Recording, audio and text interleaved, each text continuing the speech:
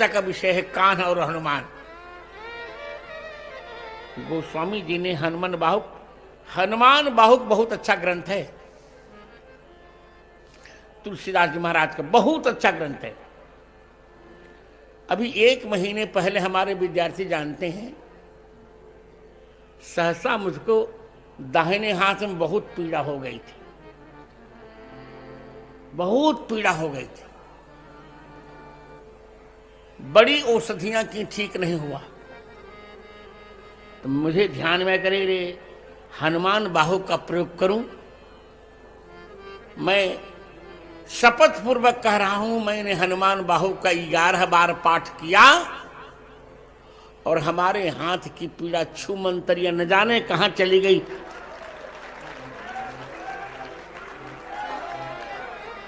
तो हनुमान बाहुक का जो 25वां घनाक्षरी है, उसी पर मेरा ये व्याख्यान है। हनुमान बाहुक की 25वीं घनाक्षरी देखिए।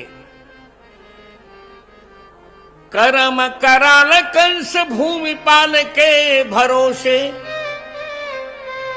बकी बक भगिनी कहूते कहां डरेगी।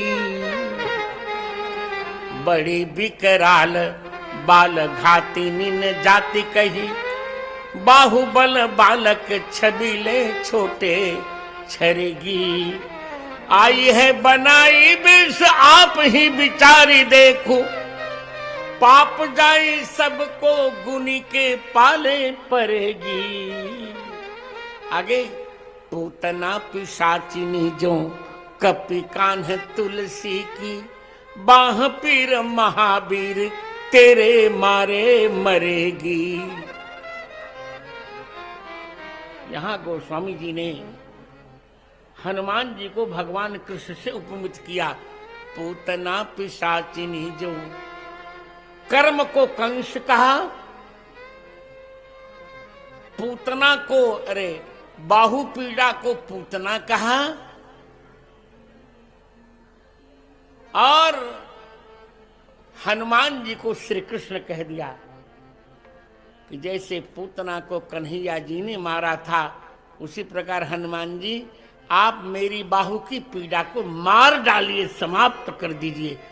पूतना पिशाचिनी जो कपि कान्ह तुलसी की, बाह पीर महावीर तेरे मारे मरे। अब आइए इस पर विचार करें। 3 दिन विचार करते हुए मेरे हो गए, आज चौथा दिन। हनुमान जी को कृष्ण की उपमा क्यों दी? बहुत सी बातों में हनुमान जी की कृष्ण भगवान से समता देखी जाती है। पहला पक्ष हमने आपको बताया, आप लोग बताइए कन्हैया जी की कितनी माता है? आप जानते हैं कि नहीं जानते हैं? सभी लोग जानते हैं। एक पिक्चर में भी गीत आया था, कन्हैया किसको कहेगा तू मैया, है ना? एक ने तुमको जन्म दिया रे, एक ने तुमको पाला। कन्हैया की 2 माताएं हैं, कौन कौन बताइए अब आप? देवकी जी और यशोदा जी। इसी प्रकार हनुमान जी की भी 2 माताएं हैं। अरे कौन कौन? अंजना जी और सीता जी। देखो तुलना हुई कि नहीं? दोनों बराबर है ना? अंजना जी और सीता जी। अंजना जी ने जन्म दिया हनुमान जी को,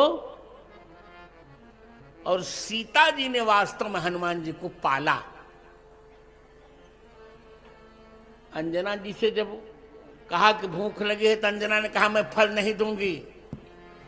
तो हनुमान जी ने सूर्य भगवान को मुंह में भर लिया।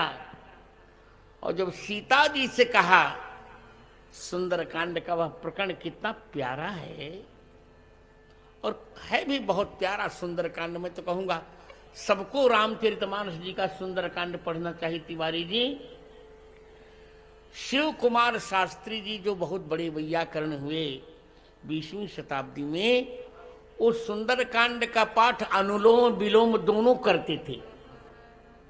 अनुलोम का अर्थ जानते हो, सीधा शांतम शाश्वतम प्रमेय मनघम गीर्वाण शांति प्रदम, यहाँ से प्रारंभ करके सकल सुमंगलदायक रघुनायक गुणगान यहाँ तक, और विलोम भी करते थे, सकल सुमंगलदायक रघुनायक गुणग्राम से लेकर शांतम शाश्वतम प्रेम मनघम तक जाते थे। इतना उसका फल हुआ कि इतना बड़ा वैयाकरण 20वीं शताब्दी में कोई नहीं हुआ। बहुत सिद्ध प्रयोग है सुंदरकांड रामचरितमानस जी का। मैंने रामचंद्र दास को भी आज्ञा कर दी है कि प्रतिदिन तुम्हें सुंदरकांड करना ही करना है, और उसका फल उसको मिल रहा है। अब जब रामचंद्र दास मंच पर बोलते हैं तो मेरा मन गदगद हो जाता है, अब निश्चित है अब अच्छा हो जाएगा। सुंदरकांड का मैं सबको राय दूंगा कि सभी को सुंदरकांड जी का पाठ करना चाहिए। और मेरा संपादन लीजिए, गीता प्रेस ने बहुत बड़ी बड़ी गलतियां की हैं सुंदरकांड में। यद्यपि गीता प्रेस ने काम बहुत किया, पर काम करने से क्या, पाठ तो शुद्ध होना चाहिए। अब सुंदरकांड का जो 44वां दोहा है, राम सेवक जी जान जाएंगे कि सुनकर हंसी आती है। उभय भांत तिहि आनहु हंसिकह कृपा निकेत, जय कृपालु कहि कप चले अंगद हनु समेत। बताओ हनु क्यों कह दिया?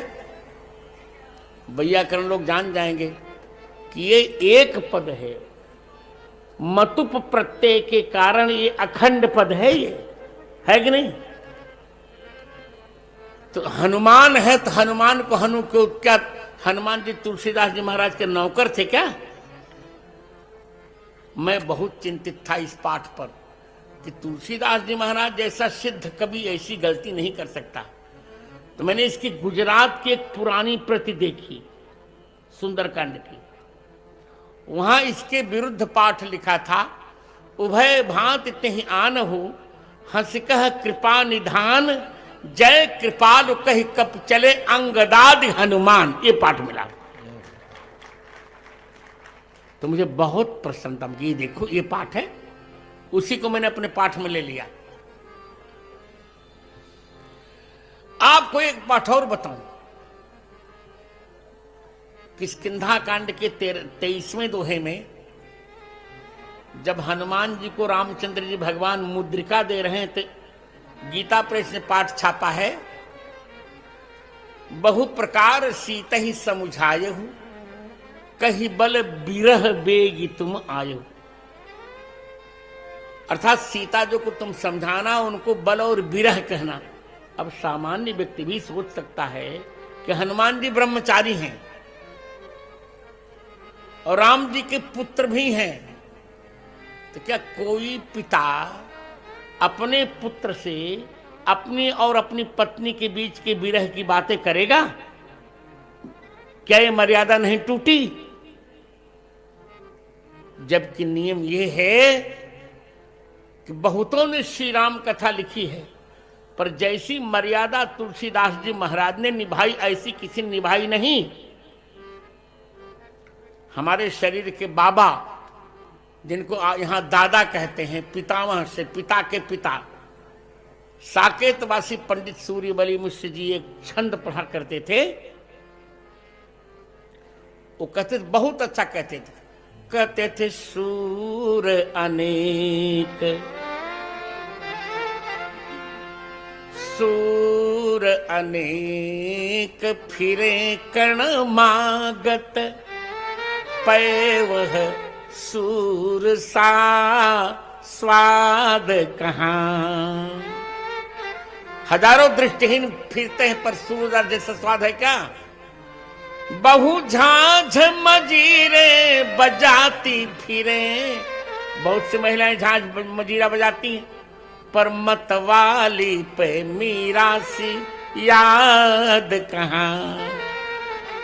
नरसिंह भट्ट बसे सबके घट में, उन्हें काढ़ी में को प्रहलाद कहा। मित्रों, रघुनाथ कथा बहुतों ने लिखी, पर तुलसी जैसी मर्जाद कहाँ।